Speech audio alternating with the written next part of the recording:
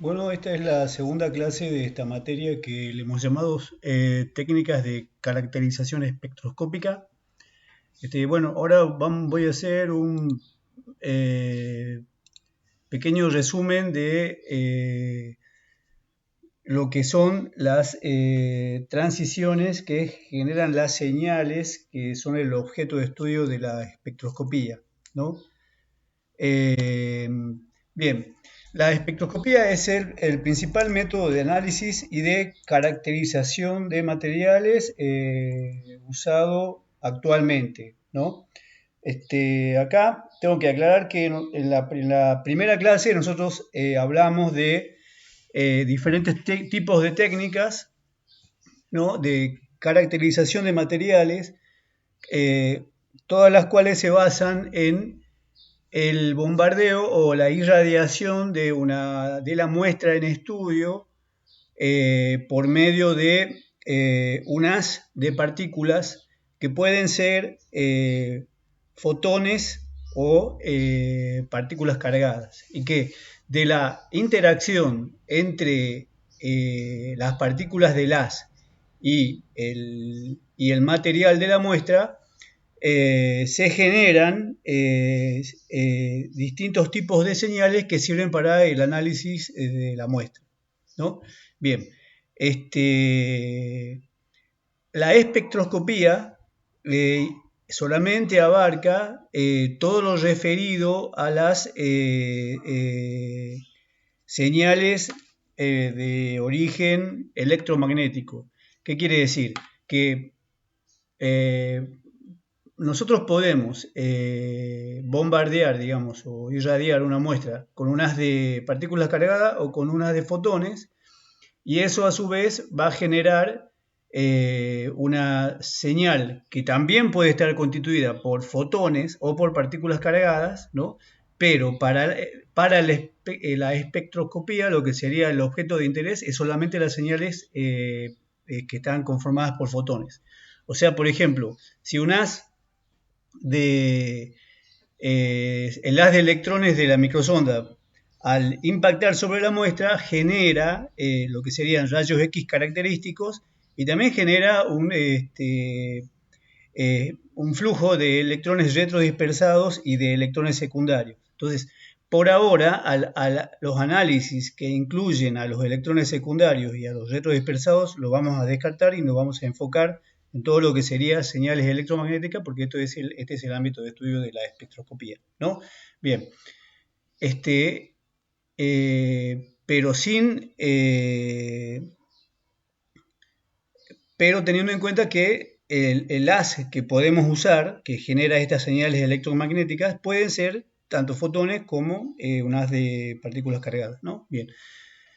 Bien, entonces, la mayor parte de la información que nosotros obtenemos acerca de la estructura atómica y la composición de una muestra proviene entonces siempre de la desexcitación de un nivel de energía correspondiente a la configuración electrónica de una muestra dada. Entonces, esa desexcitación de un nivel de energía electrónico lo que genera es un fotón que tiene información característica del átomo que lo ha generado, ¿no? Bien, entonces, si nosotros vamos a usar fotones para producir estas señales electromagnéticas, quiere decir que, por ejemplo, podemos usar un láser ultravioleta, como es en el caso de la fotoluminiscencia. Los procesos básicos de interacción con la materia de estos fotones son la absorción del fotón por parte de un átomo y la correspondiente emisión espontánea o la emisión estimulada. Entonces nos vamos a enfocar en el primer fenómeno, que es la absorción. En este caso, bueno, ¿qué es lo que sucede? Uno tiene un átomo que tiene cuyos electrones tienen determinados niveles de energía.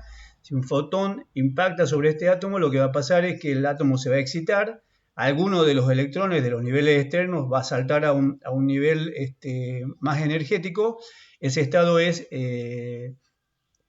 inestable, tiene una vida media bastante corta y después de que de un cierto intervalo de tiempo bastante también corto, el átomo se va a desexcitar emitiendo un fotón cuya energía, cuya frecuencia, cuya longitud de onda es característica de cada elemento químico, y de esa manera nosotros podemos identificar y cuantificar, por ejemplo, los elementos químicos presentes en una muestra. Bueno, por eso esa radiación generada por estos niveles atómicos se llama radiación característica, ¿no? Bien, entonces, en función de la energía de los fotones incidentes, ¿no?, y del material en estudio, los niveles electrónicos excitados pueden ser niveles atómicos, ¿no? Pueden ser niveles atómicos profundos si uno está usando rayos X, o pueden ser niveles energéticos moleculares, en el caso de estructuras moleculares o del estudio o análisis de moléculas, ¿no? En este caso, las energías involucradas corresponden al rango de los infrarrojos, o también pueden ser niveles vibracionales de una red cristalina que también están en el rango del infrarrojo, ¿no? Bien. Ahora, en el caso de que estemos estudiando o analizando una muestra por medio de la irradiación con un haz de partícula cargada, como puede ser, por ejemplo, un haz de electrones, los procesos básicos se dividen en dos tipos. Un tipo de procesos son las colisiones elásticas entre los electrones del haz y sobre todo los núcleos atómicos de la muestra. Esas colisiones elásticas no generan una señal electromagnética, no generan emisiones radioactivas apreciables y no estarían, digamos, su análisis dentro del ámbito de la espectroscopía, ¿no? Y por otra parte, los electrones también pueden interactuar inelásticamente con los electrones de los átomos de la muestra. Y en este caso, estas interacciones elásticas generan excitaciones y desexcitaciones de la estructura o de la configuración electrónica de la muestra, que producen señales electromagnéticas y espectros que, bueno, sí forman parte están dentro del ámbito de la espectroscopía, ¿no? Bien, entonces, voy a empezar contando así muy someramente, sintéticamente un poco algo acerca de lo que se llaman transiciones electrónicas, ¿no? Bueno, el caso más conocido por nosotros, por los físicos, de una transición electrónica es, por ejemplo, cuando uno tiene un átomo aislado. Ese átomo aislado, sus orbitales o sus electrones están organizados en orbitales que corresponden a diferentes niveles de energía, ¿no?, y a diferentes ubicaciones en el espacio y a diferentes también impulsos angulares, ¿no? Si ese átomo absorbe de algún modo energía de tal manera que se excita, se va a desexcitar, tanto la excitación como la desexcitación produce una transición electrónica, primero de un nivel de menor energía a un nivel de mayor energía cuando está absorbiendo la energía externa, y después se produce el proceso inverso cuando emite un fotón y digamos, se produce una transición desde el nivel de mayor energía al de menor energía, ¿no? Bien. En el caso de una red cristalina, esta visión sencilla se complica un poco. ¿Por qué? Porque en una red, en un cristal, los electrones de las capas atómicas externas de los átomos forman un orbital compartido que es extenso, que ocupa todo el volumen del cristal, ¿no? Y en realidad forman más de un orbital compartido, ¿no? Y estos orbitales tienen sus niveles de energía organizados en bandas, ¿no? Entonces, por ejemplo, un cristal, por ejemplo, de un semiconductor, como el óxido de zinc, que es el que más conocemos, que tiene una estructura de bursita, ¿no? Este cristal que está formado por un arreglo de átomos de oxígeno y de zinc, los electrones externos tanto del oxígeno como del zinc se han organizado en orbitales cuyos niveles de energía están, digamos, también distribuidos en dos tipos de bandas, ¿no? Una es la banda de mayor energía, la que se llama banda de conducción, y la otra es la banda de valencia. Entonces, estas bandas, en el caso de los semiconductores, están separados por una zona de valores de energía donde no hay niveles permitidos. Esta zona se llama banda prohibida o gap o brecha, ¿no? Que tiene una altura determinada en energía para cada tipo de material. A esa altura determinada le vamos a llamar E sub G, ¿no? Digamos, por ejemplo, en el caso de un semiconductor, lo más probable es que la agitación térmica no tenga o no provea a los electrones de la energía suficiente como para saltar del nivel de valencia al nivel de conducción, hablando de temperaturas ambiente. Por lo tanto, en general, a temperaturas ambiente los semiconductores son aislantes. ¿Por qué? Porque su banda de conducción está prácticamente despoblada de electrones, ¿no? Pero si uno, por algún medio o algún tipo de excitación externa, consigue enviar una cantidad apreciable de electrones de la banda de valencia a la banda de conducción, se van a alterar las propiedades de conducción del semiconductor y se va a volver conductor, ¿no? Al mismo tiempo, estas excitaciones de los electrones de la banda de valencia a la banda de conducción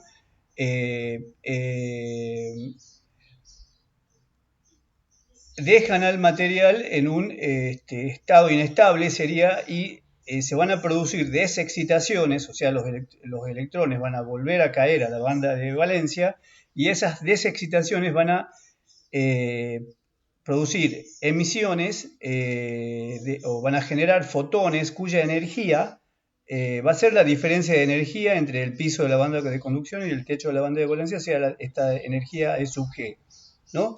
Entonces eso quiere decir que los semiconductores, todos los cuales presentan este tipo de estructura con una banda prohibida, si son excitados adecuadamente, van a producir una emisión que, por ejemplo, de radiación al desexcitarse, que en el caso del óxido de zinc está en el ultravioleta, ¿no?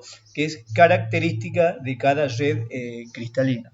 Ahora, esta visión de esta estructura de bandas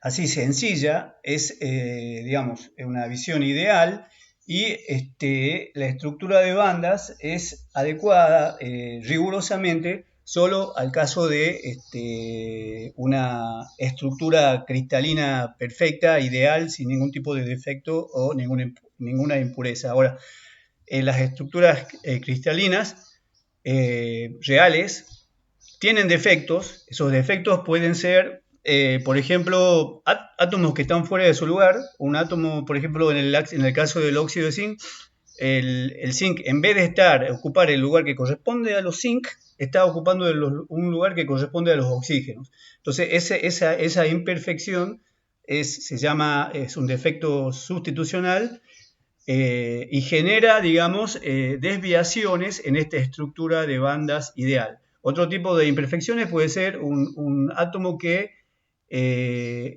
falta en la red. Por ejemplo, en un lugar de la red, en una de las esquinitas debería ir un átomo de oxígeno, bueno, y ese átomo no está, ¿no?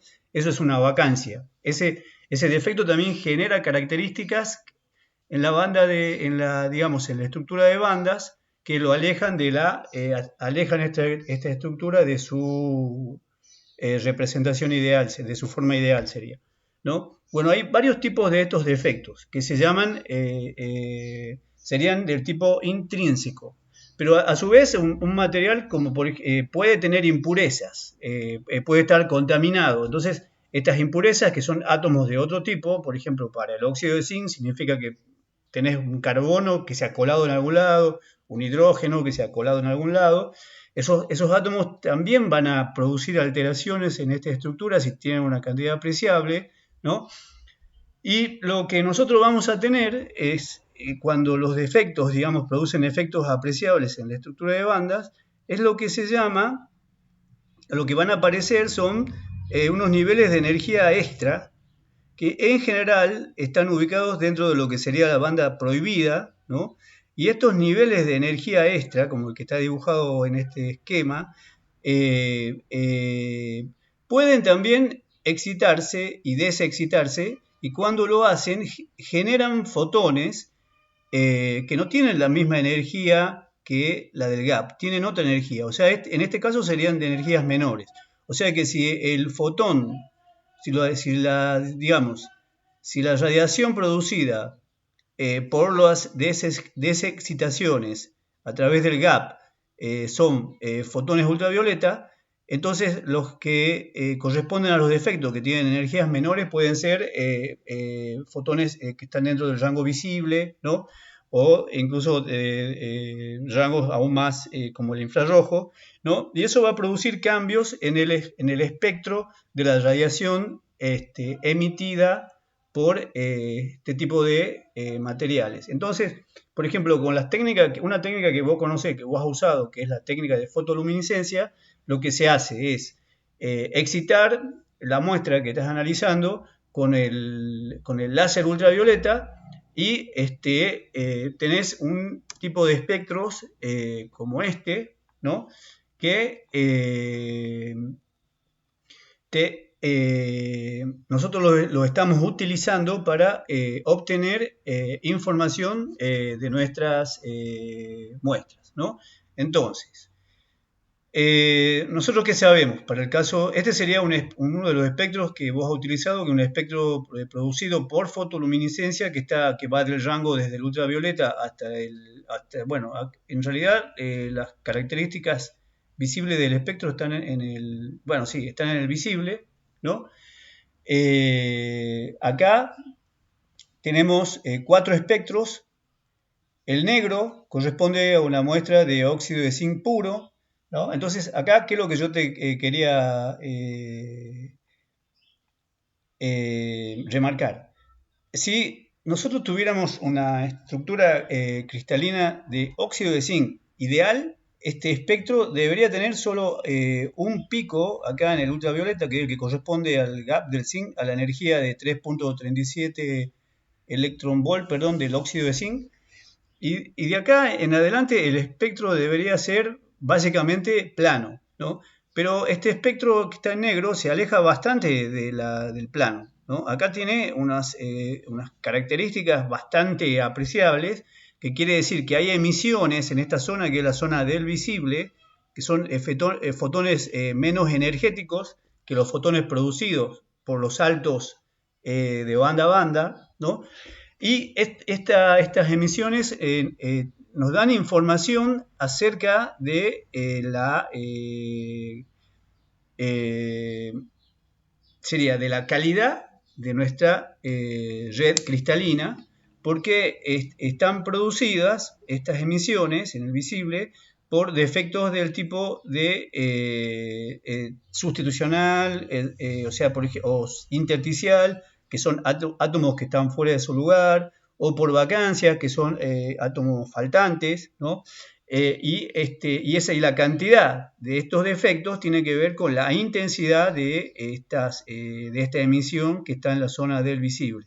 ¿Qué quiere decir? Que nuestra muestra, digamos, está como bastante lejos de ser ideal y digamos, los defectos tienen una concentración que es suficiente como para provocar efectos apreciables en el espectro del ultravioleta, ¿no?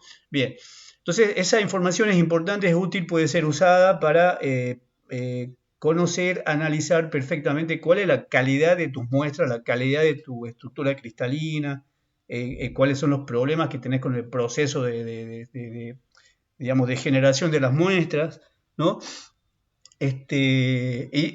No solamente, bueno, eso por parte de esta zona, de la información que te agrega, digamos, el visible, pero el pico ultravioleta, la forma del pico, el ancho, digamos, por ejemplo, también te da eh, te da información acerca de otras condiciones físicas que tiene la muestra, ¿no? Entonces, eh, este ejemplo sirve bastante bien para explicar cómo nosotros usamos la espectroscopía, ¿no? Digamos, para analizar las muestras. Porque acá, en los otros tres espectros, lo que tenemos es muestras que tienen una diferente proporción de cobre. Por ejemplo, a esta muestra, hay una muestra que tiene una proporción del 2% de cobre, que es la que tiene este espectro en color rojo, ¿no? Que es bastante diferente al óxido de zinc puro. Si vos te fijás, el pico ultravioleta ha caído muchas veces su intensidad y ha aumentado la intensidad en la zona del visible. Eso tiene que ver con cómo esta cantidad de cobre afecta a la propagación y a la producción de la radiación dentro de la muestra, ¿no? Y este efecto del cobre, si vos te fijás, digamos, es directamente proporcional a su concentración, y si nosotros, por ejemplo, no supiéramos la concentración de cobre y tuviéramos calibrado este efecto, podríamos usar los espectros para conocer o estimar la concentración de cobre que tenemos. Que, bueno, por ejemplo, esa es la otra forma en la que se usan los espectros, ¿no?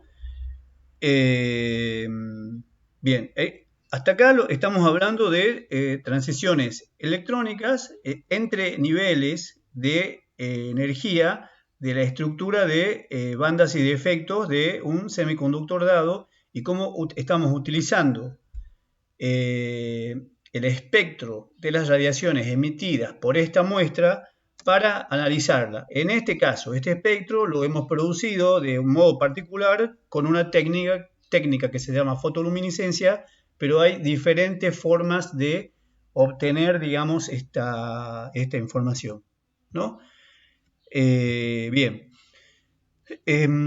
Hay otro tipo de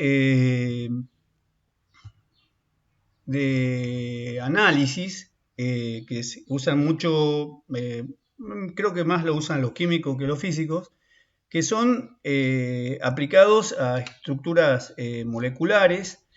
En realidad la espectroscopía se usa en forma principalmente, por ejemplo, para el estudio, el análisis de las características geométricas de los diferentes tipos de moléculas. Es una ciencia bastante compleja porque la estructura electrónica o la configuración electrónica de las moléculas es en sí bastante compleja, incluso puede ser más compleja que la de una red cristalina, ¿no? Acá lo que yo te quería mostrar, no sé si vos has visto un poco en alguna materia, es cómo a partir de los orbitales, por ejemplo, cómo en una molécula de hidrógeno, que es el producto de la asociación de dos átomos de hidrógeno, cómo a partir de los orbitales atómicos S, el 1s, y por medio del solapamiento de los dos orbitales, lo que se forma es un orbital molecular que se llama sigma, ¿no? Que es el orbital que mantiene unidos a los dos átomos, ¿no? Que corresponde, digamos, a una energía definida, ¿no? la base o la forma como nosotros entendemos la formación de estos orbitales es que se producen debido a que los orbitales atómicos de los átomos aislados se van solapando a medida que los átomos se acercan, lo que quiere decir que los volúmenes o el volumen accesible para los electrones con determinada energía, ¿no? Que en un principio solo rodean al núcleo del átomo individual. Cuando los átomos se van acercando, ese volumen termina rodeando, digamos, a los dos núcleos o termina vinculando a los dos núcleos. Eso se debe o lo entendemos justamente como el producto de la fusión o del solapamiento de los orbitales atómicos. Entonces, ¿qué es lo que hay que saber en este caso?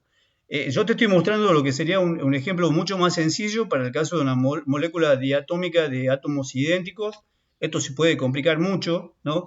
Pero las orbitales de las moléculas cumplen con las mismas reglas, como por ejemplo el principio de Pauli, que los orbitales atómicos, ¿no? Acá hay un esquema de los orbitales que corresponden, digamos, al formaldehído, que es una molécula que está formada por un átomo de carbono, dos de hidrógeno y uno de oxígeno, ¿no? Acá en este esquema se ven, están solamente representados un orbital pi, ¿no? Que tiene una estructura fina y un orbital, este es un pi enlazante y este es un pi antienlazante que tiene mayor energía, ¿no?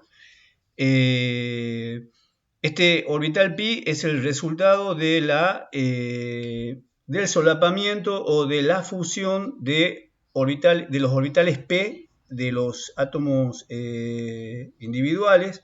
No sé si eso está acá representado en el otro dibujito. No puedo ver las letras que hay acá, ¿no? Pero estos en general son simplificaciones, pero se ve como en una molécula también, la molécula al absorber energía, también puede pasar a un estado electrónico excitado, que después al desexcitarse va a liberar un fotón que va a tener una determinada longitud de energía, ¿no? En las estructuras moleculares, estas transiciones están generalmente, acá dice entre el visible y el ultravioleta, pero pueden tener incluso menor energía y estar incluso hasta dentro del rango de las microondas, ¿no? Acá, lo anterior se refiere a lo que serían niveles puramente electrónicos que son el resultado del solapamiento de los orbitales individuales de cada átomo, ¿no? Y te generan una estructura de líneas, ¿no? Que, bueno, te va a generar un tipo de espectro. Ahora, en el siguiente esquema, este es otro tema, digamos, la idea sería introducir rápidamente a lo que son los estados de rotación y vibración de una molécula. ¿Por qué? Porque esta molécula de hidrógeno que está acá, digamos, que tiene estos, podría estar congelada así en el tiempo y tendría estos orbitales electrónicos, ¿no? Pero además, eso no existe, sería un estado ideal, eso de estar congelada, y digamos, en la realidad estos núcleos de hidrógeno siempre van a estar vibrando, van a estar, digamos, van a tener algún estado de agitación, ¿no? Y esa vibración, como son, digamos, obviamente sistemas cuánticos, también va a generar unos niveles discretos de energía que van a estar relacionado con los distintos, digamos, frecuencias de vibración posibles para estos átomos, ¿no? Y además también pueden tener, digamos, distintos estados de rotación que también van a estar cuantizados. Entonces, estos nuevos niveles de energía asociados a las diferentes formas de agitación que tiene la molécula, ¿no? se van a combinar con esta estructura electrónica pura inicial, ¿no? Para formar lo que sería una estructura de niveles de energía molecular que es incluso más compleja, ¿no? Entonces, dice, la espectroscopía molecular es mucho más compleja que la atómica y en este caso puede haber transiciones de energía entre niveles puramente electrónicos o también rotacionales y vibracionales. Y todos estos niveles, te pueden producir fotones cuyas energías van desde el rango, digamos, de la microonda, desde las microondas hasta el ultravioleta. Y en alguna zona, digamos, acá en el infrarrojo es donde se puede usar lo que se llama espectroscopía Raman, ¿no? Entonces, acá lo que yo he querido poner es un ejemplo de cómo se puede calcular los diferentes niveles de energía vibracional que que pueden representar las vibraciones de una molécula diatómica simple, ¿no? El cálculo es bastante complejo, parte de plantear este hamiltoniano, ¿no? Este hamiltoniano es el hamiltoniano del conjunto de partículas que vos tenés. Supongamos que tenés una molécula como en el caso anterior, tenés una molécula de hidrógeno 2, tenés 4 partículas porque tenés 2 núcleos positivos de hidrógeno y tenés 2 electrones negativos. Entonces tenés que tener, para hacer el hamiltoniano, tenés que tener en cuenta todas las interacciones entre las partículas y tenés estos términos, ¿no? Entonces, el primer término, este es el término de energía cinética de los núcleos. Este segundo término es la energía cinética de los electrones. El tercer término es interacción entre los núcleos y los electrones. Este término es interacción entre los núcleos y este término es interacción entre los electrones. O sea, bastante complicado, hay varios pasos y aproximaciones que se hacen, una de las cuales es la de Born-Oppenheimer, ¿no? Se puede llegar esta sería la forma simplificada de la ecuación anterior, ¿no? Y se puede resolver después de varias aproximaciones lo que sería el pozo de potencial y los niveles de energía correspondientes, digamos, a este modelo sencillo de molécula. Pero esto se puede complicar bastante, ¿no? Con solo hacer que, por ejemplo, uno de los átomos sea diferente al otro, que en vez de ser, por ejemplo, una molécula de hidrógeno, que sea una molécula de monóxido de carbono que tiene acá un oxígeno y acá un carbono, al ser diferente los núcleos atómicos, el cálculo se hace mucho más problemático y en el caso de este tipo de moléculas como el formaldehído incluso es varios órdenes de magnitud más complejo, ¿no? Calcular los orbitales y todas esas cuestiones, digamos. Pero bueno, hay toda una espectroscopía que está asociada a este tipo de análisis, ¿no? Y esto, aunque se utiliza mucho la espectroscopía Raman en digamos, en este campo de estudio, porque hay muchos niveles, sobre todo que corresponden a los estados de vibración moleculares, cuyas energías de desexcitación y excitación están en el rango del infrarrojo, por lo que eso permite usar mucho la técnica de esta Raman, que incluso nosotros también la usamos con el óxido de zinc, ¿no? Entonces yo lo último que te quería contar era esto, ¿no? ¿Por qué nosotros podemos usar también la espectroscopía Raman en el caso del óxido de zinc, donde no tenemos moléculas, lo que tenemos es un cristal, una estructura cristalina, ¿no? Bueno, entonces lo que hay que tener en cuenta acá es que la estructura cristalina, digamos, tampoco está absolutamente congelada en el tiempo, sino que está sujeta a un estado de agitación térmica que tiene que ver con las condiciones físicas particulares que tiene la muestra, con la temperatura, con la presión, bueno, con todas esas cosas, ¿no? Agitación térmica significa que los átomos están vibrando alrededor de su punto de equilibrio en la red. Bueno, entonces cuando vos tenés un sistema colectivo de átomos, o sea, muchos, no sé, siempre son como números como diría la 24, así, átomos, ¿no? Para formar una muestra para formar un cristal de un, digamos, de un material dado, ¿no? Vos tenés en ese cristal este tipo de vibraciones, digamos, teniendo en cuenta que es un colectivo de casi de una infinidad de átomos, las vibraciones se organizan en modos.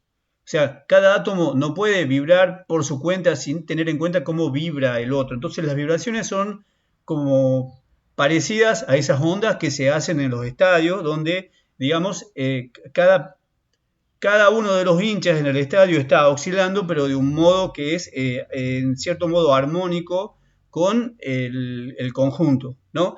Entonces, eso pasa también en una estructura cristalina, entonces hay ciertos modos de vibración, ¿no? Esos modos de vibración tienen que ver o están asociados también son fonones, se lo puede representar por medio de fonones, ¿no? Y en el caso del óxido de zinc, esos modos de vibración están también cuantizados y sus niveles de energía al excitarse o desexcitarse generan espectros que están dentro de la zona en el rango de los infrarrojos, como este que te estoy mostrando acá, que es justamente del óxido de zinc, ¿no? Este es un espectro hecho con Raman, espectroscopía Raman, en donde se ven, acá en el espectro se notan, hay 1, 2, 3, 4, 5, 6 picos visibles, ¿no? De esos picos corresponden a estos modos de vibración que están acá explicados, ¿no? Este es el modo que se llama E2 low, que viene a ser como E2 bajo, ¿no? Este E2 low corresponde a este pico que está acá, o sea, sí tiene energía, tiene una energía más baja, ¿no? Estaría en el infrarrojo más lejano, ¿no? Y no, estoy hablando bacanas, es al revés. El E2 low, que es corresponde a justamente este pico, que es el más alto, que corresponde al infrarrojo más cercano, perdón, es al revés de lo que había dicho, ¿no? Y vos acá tenés que fijarte cómo están oscilando los átomos de la estructura, ¿no? Están oscilando, digamos, vos tenés un zinc y un oxígeno rodeado por otro zinc y otro oxígeno y están oscilando así. Ese es el modo E2 low, cuya desexcitación produce este pico, ¿no? Tenés otro modo que es este, que es el A1, en donde los átomos estarían oscilando así, se acercan y se alejan, ¿no? El A1, no, el A1 produce este pico, el que yo decía, el que está más lejos, este que está acá, ¿no? No, está por acá, lo que produce el A1, no se lo ve, parece. Después tenés otro modo de vibración que es el E2 high, ese E2 alto. Acá en este caso los átomos están vibrando de esta forma y te generan lo que sería el pico principal del espectro, ¿no? Y por último tenés este E1 que está acá, donde los átomos están vibrando así, de esta manera. Bueno, y todos estos estados de vibración, cuando se excitan, o sea, cuando absorben energía y aumentan su amplitud, o se desexcitan, generan este patrón que está en el infrarrojo en este caso, que también nosotros lo utilizamos para obtener información acerca de la estructura de la muestra que estamos analizando, ¿no? Entonces, me ha faltado decirte que, bueno, a vos te gusta mucho la astrofísica y la física del espacio. Para mí, este tipo de análisis, ¿no? De la espectroscopía, sobre todo, se utiliza en casi todas las ramas de la física. Incluso, por ejemplo, vos sabés que en astrofísica se usa mucho para analizar, digamos, composiciones estelares, qué sé yo, de nebulosas, de astros, ¿no? Y estoy seguro que, digamos, para vos siempre va a ser útil conocer este tipo de propiedades que tiene, digamos, la materia en sus diferentes formas de generar radiación, ¿no? Y que esa radiación siempre lleva información útil acerca de la fuente que la ha generado y que a nosotros en este caso nos sirve para caracterizar y analizar las muestras que estamos estudiando. Bueno, ya no tengo, hasta acá llegó mi clase, no sé cuánto dura, pero bueno, espero que te sirva, ¿no? Y nos vemos en la próxima clase. 40 minutos, vamos bien. Chao.